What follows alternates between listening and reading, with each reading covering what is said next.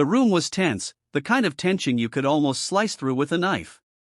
Dozens of cameras lined the back wall, reporters scribbled hurried notes, and aides whispered nervously to one another.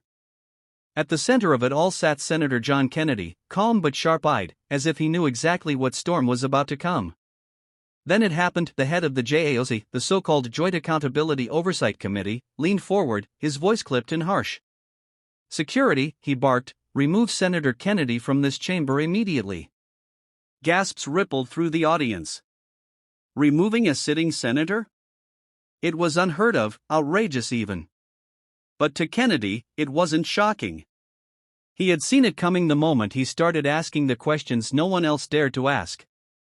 Questions about transparency, about misuse of taxpayer money, about power being concentrated in the hands of a few rather than the people it was meant to serve.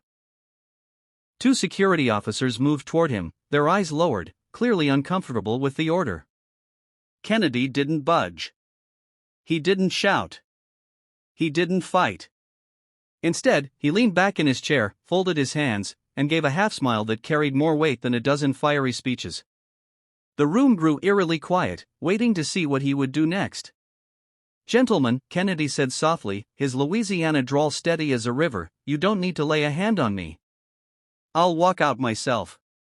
But before I do, the American people are going to hear exactly why I'm being silenced." That was the moment everything changed.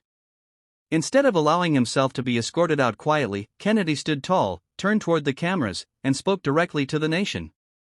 His voice rang with conviction, not anger. He reminded everyone why he had come that day, not for personal gain, not for political theater, but for truth. He recounted how millions of dollars had been funneled through shadow programs hidden from oversight, how ordinary families struggled while bureaucrats enriched themselves, and how asking a simple question had now been labeled a threat. The audience was riveted. Some of the very reporters who had been skeptical of him now leaned forward, their pens frozen mid-sentence. Even the security guards stopped, realizing they were caught in the middle of something bigger than themselves. The JAOC chair pounded his gavel, trying to drown Kennedy's words, but it was too late. The people were listening. Kennedy raised his voice just enough to cut through the noise. "If they can silence me," he said, "they can silence you. If they can remove a senator for asking questions, then who's safe to speak the truth? We either defend our right to accountability today, or we watch it vanish tomorrow." A hush fell across the chamber. The chairman's face was red with fury, but the damage had already been done. Kennedy didn't resist when the guards finally escorted him to the door, but by then, the cameras had captured every word, every gesture, every ounce of